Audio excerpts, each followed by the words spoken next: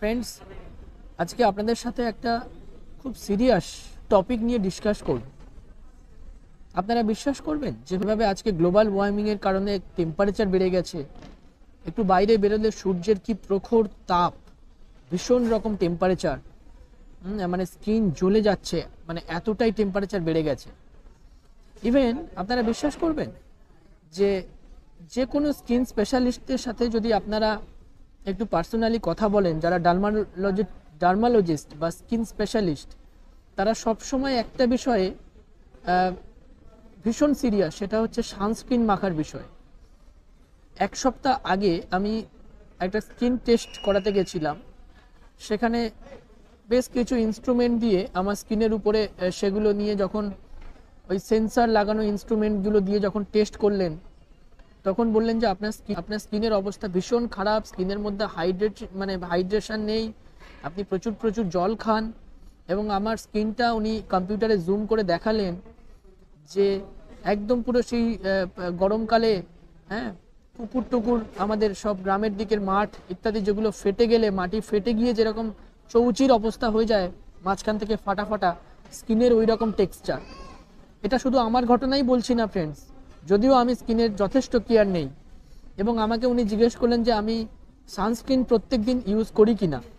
এবং যখন আমি বললাম যে না, সেরকম একটা ইউজ করা হয় না, তখন উনি না মানে ভ্রু কুচকে বললেন যে সানস্ক্রিন ইউজ করো না তুমি, মানে। এবং উনি আমার স্কিনের টেক্সচার নিয়ে বললেন যে আপনার স্কিনের কিন্তু অত্যন্ত স্ট্রং কেয়ার দরকার। যদি আপনি না করেন তাহলে আগামী 3-4 বছরের মধ্যে আপনার স্কিনের মধ্যে এইসব জায়গায় বড় বড় কালো কালো দাগ চলে আসবে এবং ওগুলো আরও প্রমিনেন্ট হবে। তো আমাকে উনি সাজেস্ট করলেন বেশ কিছু জিনিস। তার মধ্যে প্রথম একটা জিনিস উনি জিজ্ঞেস করেছিলেন যে আপনি সানস্ক্রিন ইউজ করেন। আমি বলেছিলাম না, সানস্ক্রিন ইউজ করি না। এবং সত্যিই তাই, আমরা কতজন সানস্ক্রিন নিয়ে অ্যাওয়ার ফ্রেন্ডস। হ্যাঁ, আমরা শুধু আমি নয়, আপনারাও যারা ভিডিওটা দেখছেন, আমি এটুকু 100% শিওর যে 99% আপনারা সানস্ক্রিন ইউজ করেন না, দ্যাট ইজ ড্যাম শিওর। এবং ন্যাচারালি আমিও সানস্ক্রিন ইউজ করতাম না, কিন্তু ওই স্ক্রিনের যে পিকচার, ওটা যখন আমি দেখলাম ফ্রেন্ডস, আমি অবাক হয়ে গেলাম যে কি ভয়ঙ্কর সিচুয়েশান ঘটছে।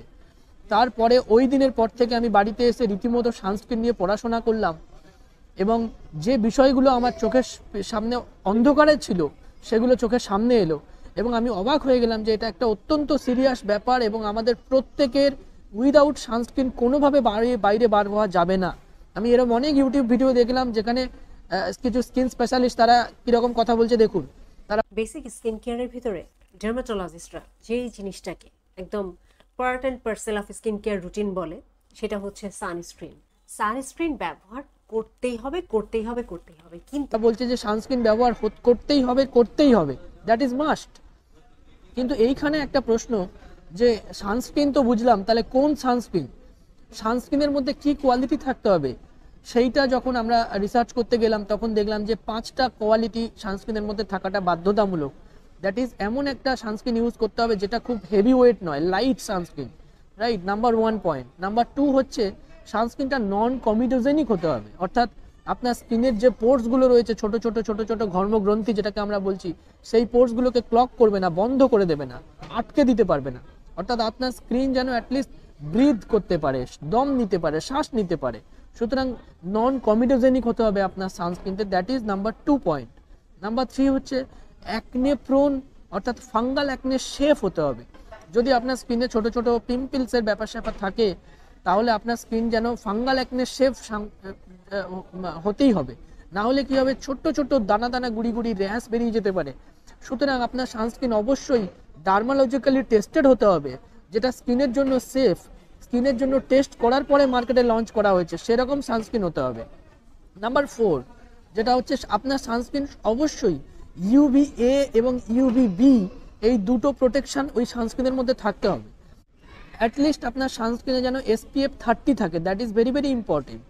সুতরাং আর নাম্বার 5 হচ্ছে যেটা হোয়াইট কাস্ট করবে না আপনার সানস্ক্রিন, যেন আপনার স্কিনে আপনি ব্যবহার করলেন তারপরে স্কিনটা মুখটা সাদা হয়ে গেল, এরকম যেন না হয়, এবং খুব ফাস্ট যেন শুকিয়ে যায়।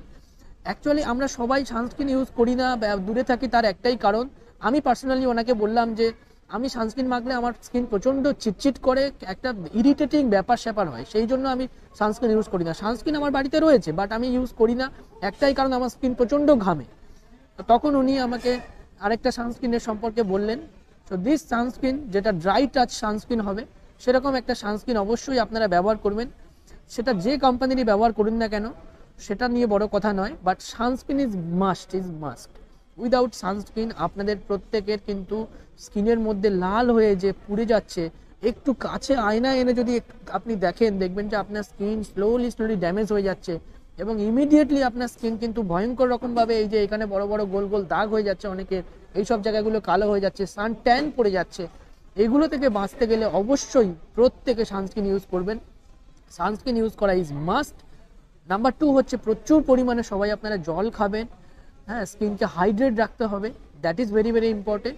এবং নাম্বার 3 হচ্ছে রাত্রেবেলা ঘুমাতে যাওয়ার আগে অবশ্যই একটা নাইট ক্রিম ইউজ করবেন, দ্যাট ইজ ভেরি ইম্পর্টেন্ট। কেন কি নাইট ক্রিম, অনেক নাইট ক্রিম আছে, ভালো ভালো নাইট ক্রিম আজকে পাওয়া যায়, অনেক ব্র্যান্ডের রয়েছে। কোন ব্র্যান্ড রয়েছে আমি এখানে পার্সোনালি বলতে চাইছি না, কারণ যখন আমরা রাতে ঘুমাতে যাই, সারাদিন ধরে আমাদের স্কিনের উপরে যে ড্যামেজটা হয়েছে, সেই ড্যামেজটা রিপেয়ার করে কিন্তু রাত্রেবেলা সেই রিপেয়ারের কাজ অটোমেটিক্যালি আমাদের হয়, নাইট ক্রিম না মাখলেও হয়, কিন্তু নাইট ক্রিম মাখলে পরে ওইটা আরও ফাস্ট হয়। কারণ নাইট ক্রিমের মধ্যে দেখবেন অনেক ভিটামিন ই থাকে, ভিটামিন সি থাকে, অনেক কিছু ইম্পর্টেন্ট জিনিস থাকে, যেটা ওই পুষ্টি যোগায় স্কিনের ওই রিপেয়ার প্রসেসটাকে। সুতরাং ওটাকে হেল্প করে। সো আপনার অটোমেটিক্যালি হবে, বাট ওটাকে যদি হেল্প করেন তাড়াতাড়ি আপনার স্কিন গ্লো হবে। আর একটা জিনিস ফ্রেন্ডস, আমি আপনাদের প্রত্যেককে বলবো, অনেকেই বলে যে কি দরকার এখন আর স্কিন কেয়ার করে কি হবে, বয়স হয়ে গেছে, বিয়ে হয়ে গেছে, অনেকে এটাও বলে শুনেছি। ফ্রেন্ডস, এখানে আমার একটা স্ট্রং সাজেশন আপনাদেরকে। দেখুন, একটা জামা, এই জামাটা অ্যাটলিস্ট 400 থেকে 500 টাকা দাম, রাইট? তো এই জামাটা যদি আমরা ইউজ করি, এটা যদি পুড়ে যায়, ছিঁড়ে যায়, আবার কিনে নিতে পারবো। কিন্তু এই স্কিনটা যদি ফ্রেন্ডস নষ্ট হয়ে যায়, তাহলে কিন্তু আপনি আর এই স্কিনটাকে ফেরত পাবেন না।